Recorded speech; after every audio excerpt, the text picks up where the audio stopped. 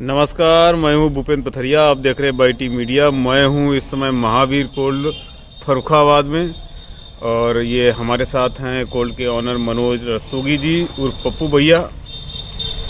तो जैसा कि सिचुएशन है इस टाइम पे, आपको तो सारा कुछ पता ही है, आप कोल्ड से जुड़े हुए हैं, तो ऐसी कोई चीज़ छुपी नहीं है कि आलू के भाव क्या हैं और सिचुएशन क्या है। तो अभी इस टाइम पे क्या पोजीशन क्या है कोल्ड में, स्टॉक की पोजीशन, भाव की पोजीशन और भी जो भी चीज़ें हैं क्या? देखिए, इस समय फर्रुखाबाद में लगभग हमारे हिसाब से 3 से 4% आलू कोल्ड स्टोरेज में है। लगभग आप मान लीजिए 7-8 लाख बोरी होगा पूरे अच्छा। फर्रुखाबाद में। हाँ। उसमें से आप मान लीजिए लगभग 50,000 या बोरी के आसपास ऐसा होगा जो बीजा और हरा फरा होगा। अच्छा, जो बीजा हरा भरा उसका तो खेल खत्म वो है। तो आप उसका खेल खत्म हो, वो तो गौशाला वगैरह में जाएगा। जी। अगर गवर्नमेंट चाहें तो अपनी गौशाला में कोल्ड स्टोर से आलू ले सकती है और गौशाला वगैरह में भिजवा सकती है। अच्छा। और वो जो आलू है उसका इसमें आप रेट मानिए, यहाँ पे लगभग 400 रुपये पैकेट के आसपास बिक रहा है आलू। अच्छा आलू हाइब्रिड विद कोल्ड भाड़े के, विद कोल्ड भाड़े के हाइब्रिड आलू। हाइब्रिड आलू 350 से 400 रुपये पैकेट है। अच्छा। और अच्छे आलू का रेट है। और निवल आलू जो ज़्यादा है वो 10-20 रुपये कम है। अच्छा, हाईलैंड वगैरह ये क्या रेट बिक रहे हैं? हाईलैंड चिप्सोना वगैरह ये? देखिए, हाईलैंड की मांग है, मगर हाईलैंड अब कोल्डों में बचा नहीं है जी। थोड़े बहुत किसी कोल्ड में है, थोड़ा बहुत आलू है। तो हाईलैंड में की पोजीशन आज की डेट में यहाँ पे जो है आप 600 रुपये पैकेट की मांग सकते हैं बड़े हाईलैंड की। अच्छा। मगर हाईलैंड अब शायद हमारे अंदाज कुछ ही कोल्डों में बचा हुआ है। अच्छा, ज़्यादातर तो हाईलैंड बिक चुका है। अगर 600 रुपये पैकेट की अगर डिमांड है तो मतलब भाव हाईलैंड का बढ़ा हुआ है, थोड़ा सा मतलब टाइट है पहले हाँ, पोजीशन? देखिए, हाईलैंड का मांग है क्योंकि हाईलैंड की कुछ इधर नेपाल में भी डिमांड है, लोकल में भी डिमांड है। जी। और डिमांड इसलिए है कि आलू हाईलैंड बहुत कम रह गया स्टोरों में, अच्छा। तो इसलिए है उसकी डिमांड है। मगर अब आलू जो भी बचा हुआ है ज़्यादातर हाइब्रिड ही कोल्डों में बचा हुआ है। अच्छा। और जो चिप्सोना और 97 शुगर फ्री चेम्बरों में भी अब कम ही आलू रह गया है, थोड़ा ही बहुत है वो अपना बिक रहा है। वो भी कोई ज़्यादा अच्छे भाव में नहीं जा रहा है। वही चिप्सोना भी हमारे अंदाज वही 600 के रेंज में बिक रहा है। हाँ, ऐसे ही 600 की रेंज में है। हाँ। 600 रुपये पैकेट बिल्कुल 600 भाड़े के। बिल्कुल भाड़े। तो इस टाइम पे मतलब कुल मिला के हाईलैंड के रेट थोड़े से हाईलैंड के रेट थोड़े सही हैं, मगर वही है कि हाईलैंड अब रहा नहीं है तो उसकी रेट अच्छे होने से कोई ज़्यादा फायदा नहीं मिलेगा। वो तो एक ऐसा होता ही है कि जो चीज़ है नहीं तो उसी के रेट मतलब बढ़ते हैं, और जो चीज़ अवेलेबल है तो उसके नहीं। तो आलू मतलब 4% के आसपास होगा अपने फर्रुखाबाद में, पूरे डिस्ट्रिक्ट फर्रुखाबाद में। फर्रुखाबाद डिस्ट्रिक्ट में आलू 3 से 4% होगा। तो आलू मतलब 4% है, और अभी हमारे पास नया आलू आने में कम से कम नहीं तो कम से कम 15 दिन है अभी भी। अभी जो मंडी में आलू आ रहा है वो 100 पैकेट 50 पैकेट ऐसे करके आलू आ रहा है, और मेरे ख्याल से 10 दिन तक और ऐसे ही 150 पैकेट ही आएगा। हो तो भले ही 500 पैकेट हो जाए, 500 पैकेट से ऊपर नहीं होगा। 15 दिन के बाद ही ये कुछ बढ़ेगा, आलू बढ़त बनाएगा। तो ये जो 15 दिन है वो आलू 3-4% है, वो हिसाब से तो आलू ज्यादा नहीं था कुछ भी। देखिए, आलू ज्यादा नहीं था, मगर 3-4% आलू भी बहुत होता है। जी जी और चूंकि आपने बात सही कही, यहाँ का आलू लेट है जी मगर आलू एक्चुअली पंजाब में आलू तैयार है, वहाँ की क्वालिटी भी ठीक है। जी।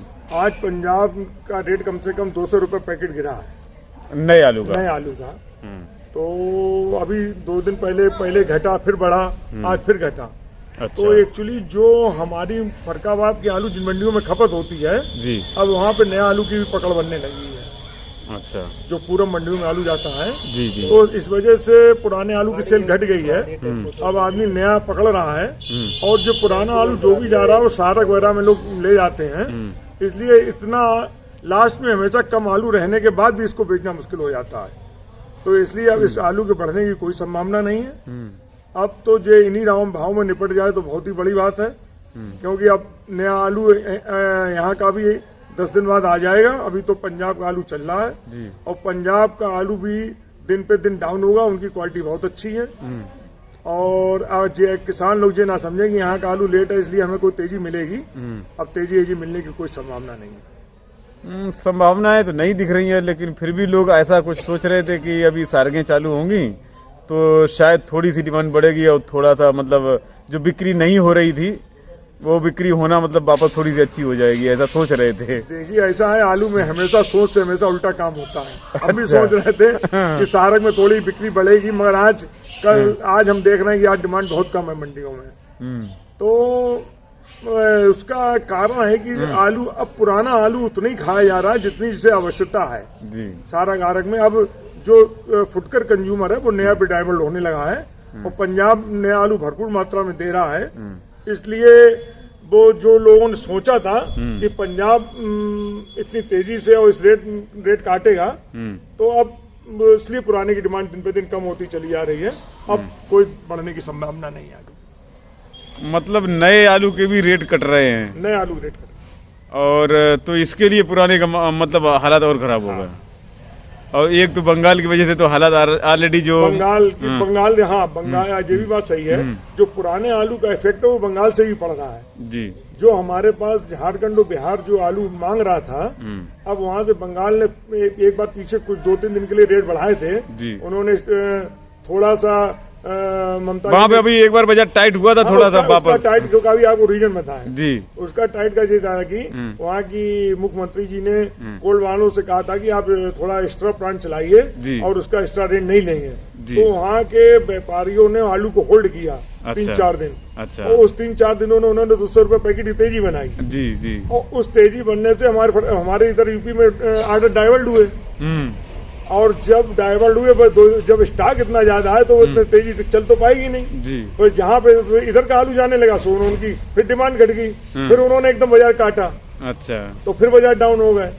तो बंगाल का जो इतना ज्यादा स्टॉक लेके जा रहा है तो वो देखिए रेट तो गिरना ही था, मगर चूंकि बंगाल बाजार सादे रहा, इसका हमने फरकाबाद वालों को फायदा मिल गया और हम लोगों के थोड़ी सी हमारे किसान भाइयों की हमारे लोगों की इज्जत बच गई। इज्जत से आलू निकल गया, नहीं तो आज जो आलू 3-4% रहता ये कम से कम 15% फंसता हुआ रहता। अगर बंगाल वाले अगर शुरू से एक्टिव हो जाते और वे अपना आलू निकालने लगते तो आप जो समझिए फरकाबाद का आलू जो इतना हमेशा, जब भी आप इतिहास देख लीजिए, जब भी 110% कोल भरे हैं तो कम से कम 10 से 15% आलू हमेशा फेंका गया है। मगर इस बार थोड़ा सा माहौल एक अलग था, हाई रेट में भरसाली हुई, फिर भी पूरे कोल्ड भर गए, फिर भी रेट अच्छा रहा। तो ये हम सब फरकाबाद वालों की एक किस्मत थी कि बंगाल वाले टाइट बने रहे, हम लोगों को निकलने का मौका मिल गया, हम लोग आलू निकालते चले गए। तो आज की डेट में हम 3-4% पे हैं, नहीं तो हम 15% से कम पे नहीं होते, जो कि 15% आलू फेंकने के कगार पे होता। इस बार तेजी भी बंगाल वालों की वजह से ही हुई। एक मिनट रुक जाओ। तेजी भी बंगाल वालों की वजह से हुई और बाद में मद्दा हुआ वो भी बंगाल वालों की वजह से ही हुआ। देखिए ऐसा है, बंगाल वालों ने तेजी करी, उन्होंने बिल्कुल अपने प्रिडिक्ट करके करी, उनकी बाकी में क्रॉप शॉर्ट थी जी। वे अपनी जगह पे गलत नहीं थे जी, मगर एनालिसिस हमारे यूपी में से उनके मिस्टेक हुई। हम लोग भी एनालिसिस नहीं कर पाए। हम लोगों ने भी फीडबैक दिया कि हम लोग यूपी में आलू ज्यादा नहीं है, मगर चूंकि कच्चे और पक्के की फसल एक होने की वजह से यूपी में आलू ज्यादा हो गया, वहीं पे प्रोटेक्ट गलत हो गया। यहाँ पे लोग ये सोचते थे कि यहाँ पे इतना आलू है तो कम से कम 40% आलू कच्चे में चला जाएगा, जो गया नहीं। वो आलू यहाँ पे जो 110% हो गया वही वहीं से अच्छा चूक। अब बंगाल वाले क्या कर रहे थे, अब उन तो एक हाई रेट में भर चुके थे जी। अब आदमी जो हाई रेट में रख लेगा वो एकदम से लंबा घाटा करके नहीं बेच सकता है। उन्होंने थोड़ा इंतजार किया कि हो सकता है कि कहीं पे चांस मिलेगा, कहीं पे चांस मिले, मगर वो चूंकि इतना आलू था कि हमारे यूपी उनको बराबर सप्लाई देता रहा, तो बेसी इंतजार में रहे कि अब यूपी साल्ट सप्लाई करेगा, आप करेगा। हमारे पास फोन भी आते हैं बंगाल से कि आपके यूपी का आलू कब खत्म होगा। हमसे भी पूछते लोग। हमने भाई साहब यूपी का आलू इतनी बढ़िया कैपेसिटी है कि अब उसका तो आप ये नहीं कह सकते खत्म होगा। वही है कि तेज भंसाली होने के बाद वो आलू उसको निकाल नहीं पाए और वे उनके ना निकालने से हम लोगों को फायदा मिलता चला गया। जो मंडियां उनकी थी जी जी, आप जो समझिए आलू के इतिहास में हमने आज तक हमें भी करीब 30 साल कोल्ड में हो गई हैं, हमने कभी भी बंगाल में और उड़ीसा में आलू नहीं भेजा जी। इस साल बंगाल, उड़ीसा, उनके घर में आलू भेजा यहाँ से, समझ लीजिए, जिसका 300 रुपये भाड़ा था। जी। तो एक नई बात सामने आई, तो ये सब हो गया और इसका हम लोगों को फायदा मिल गया। वे थोड़ा उन्होंने वेट किया, उसके लिए हम लोगों से ज्यादा लंबे नुकसान में चले गए। इस बार जब अपने कोल्ड भर गए थे, कोल्ड खुलने वाले थे लगभग, तब एक बार, वैसे तो मैं मतलब कभी आलू के भविष्य की बात करता नहीं हूँ, क्योंकि वो ठीक नहीं है, क्यों पता नहीं है कि क्या हो जाए, कब क्या सिचुएशन बदल जाए। लेकिन फिर भी लोग पूछते हैं आगे क्या होगा, आगे क्या होगा। तो मैंने जो अपना एनालिसिस किया था, उसमें एक वीडियो में ये बोला था कि इस बार भाव जो है बंगाल के पैरेलल चलेंगे। अगर बंगाल बढ़ेगा तो यहाँ भी भाव बढ़ेंगे, और बंगाल में अगर उनका पैसेंस हुआ और भाव टूटे तो यहाँ भी टूट जाएंगे। सेम सिचुएशन वैसे ही हो गया। नहीं, ये तो देखिए हमेशा हमारा बंगाल कंप्यूटर रहा है, आज की बात नहीं है। जी जी। जब से बंगाल फुल फल, देखिए बंगाल में 2000 से पहले आलू बहुत कम होता था। जी जी। तो हम ही लोगों का पूरा आसाम में और बिहार में, झारखंड में पूरा दबदबा था। जी। सन 2000 के बाद बंगाल एकदम से उनकी प्रोडक्शन में आया आलू के, और उसके बाद वो हमारा एक कंप्यूटर बन गया 2005 के बाद में। जी। तो आप जब भी देखिए, अगर बंगाल सस्ता होगा तो हमें लॉस होगा जी, और बंगाल महंगा होगा तो हमें फायदा होगा। तो हम दोनों एक दूसरे के पैरेलल हैं, क्योंकि दोनों की मार्केट एक ही जगह की लग, मार्केट एक जैसे एक ही जगह है। तो इसका जो है आप देख लीजिए, जब बंगाल सस्ता भरा जाएगा तो उन्हें फायदा हो जाएगा। अभी पीछे 2020 में हम तेज भरा हुआ था, उन्हें सस्ता भरा हुआ तो बेमुनाफा खा लिया उन्होंने, हमको उतना नहीं मिल पाया। तो ये तो जब बंगाल की क्रॉप अच्छी हो गई, हमारी खराब हो गई, या हमारी अच्छी उनकी खराब हो गई, तो जहाँ पे भी होगा क्रॉप के ऊपर, अगर जिसके कोल्ड फुल भरे जाएंगे या कम, जिसकी रेट के ऊपर होगा डिसाइड। अगर बंगाल तेज है तो हम भी तेज भर लें तो हमारी रकम सुरक्षित है जी, हम पहले भी कह चुके हैं जी। और हमने अगर तेज भर लिया, बंगाल ने मद्दा भर लिया, तो समझ लीजिए हम फंसे हुए हैं। अच्छा, हम तब तक आलू नहीं बेच पाएंगे जब तक बंगाल क्लियर नहीं हो जाएगा। मंडियां तो बीच वाली जो बिहार है, झारखंड है, आसाम है, तो इनमें वहाँ सस्ता होगा तो वहां से आने लगता है, यहाँ सस्ता होगा तो यहाँ उनको तो आलू लेना है, जहाँ सस्ता होगा वहां से लेना है। मंडियां ऐसी हैं, देखिए झारखंड और बिहार एक मंडियां ऐसी हैं, इनमें क्वालिटी का कम ध्यान है, रेट पे ज्यादा ये लोग फोकस करते हैं। जी जी जी। देखिए आगरा का जहाँ आलू जाता है, साउथ मंडिया में वे लोग क्वालिटी पे फोकस करते हैं। हाँ, उनको रेट से कम मतलब है, क्वालिटी मतलब है। हाँ, क्वालिटी अच्छी चाहिए। जो मंडियां हैं बिहार और झारखंड जी, इनको रेट से मतलब ज्यादा है, क्वालिटी से मतलब है, मगर इन्हें वो इतना मतलब नहीं है जितना साउथ की मंडियों को है। जी जी। तो जिसका आलू सस्ता होगा उसका बिकेगा, हमारे लोगों को सस्ता रहा तो बिकता रहा जी। बंगाल वाले टाइट रहे, उसका हमें फायदा। उनका तेज भंडारण था, इसके लिए वो बेचारे तेज भंडार था, वेट करते रहे।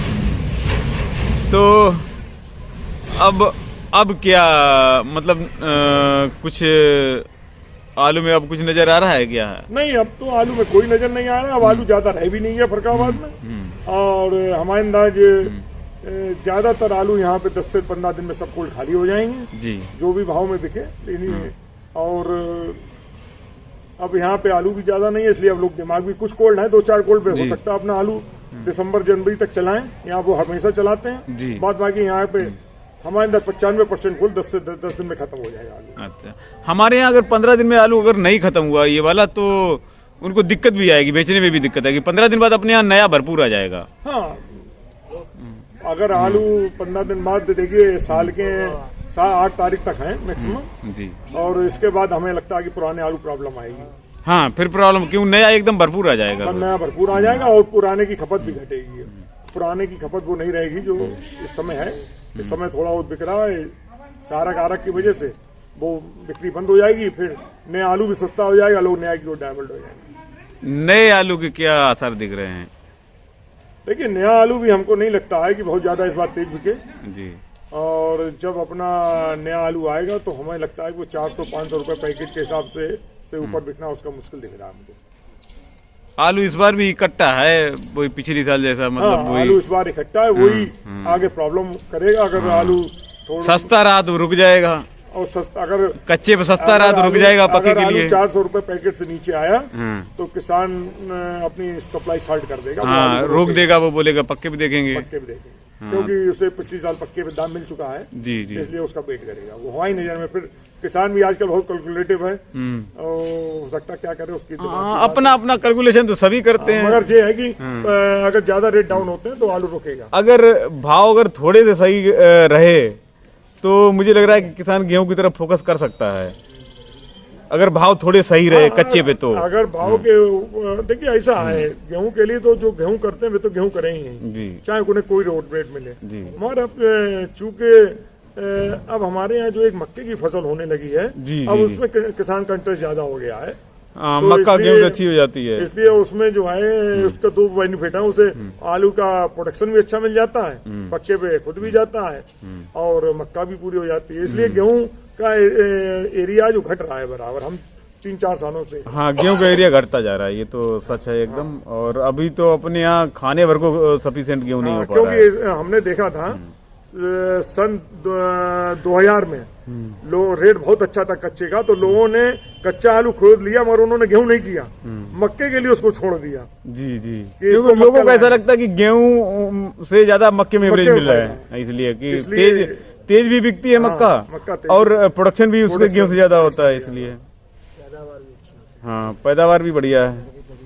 तो ठीक है साहब, बहुत बहुत धन्यवाद, आपका दिन शुभ रहे। धन्यवाद, आपके कॉल में आने के लिए आपको बहुत बहुत धन्यवाद। आप थोड़ा इस बार हम आपको टाइम नहीं दे पाए, एक बार आपने विजिट करी थी, मेरे कॉल में बहुत भीड़ थी जी, हम देख रहे थे। हमारा इंटरव्यू होता तो शायद किसानों के लिए ज्यादा फायदेमंद हो सकता था, क्योंकि देखिए बंगाल के रेट दिवाली से पहले कटने लगे गए जी, तो एक आभास तो हो ही गया था कि यहाँ के भी रेट कटेंगे जी, इसलिए जो है चलिए आप आए, आप बहुत बहुत हाँ उस दिन आए, बहुत भीड़ थी, हम मतलब शाम तक रुके, करीब करीब 5 बजे तक रुके, फिर मैंने देखा लोग कमी नहीं हो रहे थे, तो हमने मैं अंदर हिसाब कर रहा था, मुझे मालूम था आप आए हुए हैं, पर आप कह देते मैं आपका वेट कर रहा हूँ तो मैं थोड़ी देर के लिए रोक देता। नहीं, मैं किसानों की वजह से नहीं, मैंने सोचा ये लोग पेमेंट लेने आए, अगर मैं बीच में टोकूंगा तो इनको लगेगा अरे देखो ये, नहीं मैं उनको 5 मिनट के लिए रोक देता, मैं आपका वेट कर रहा था, मुझे लगा कि शायद आप आगे चले गए।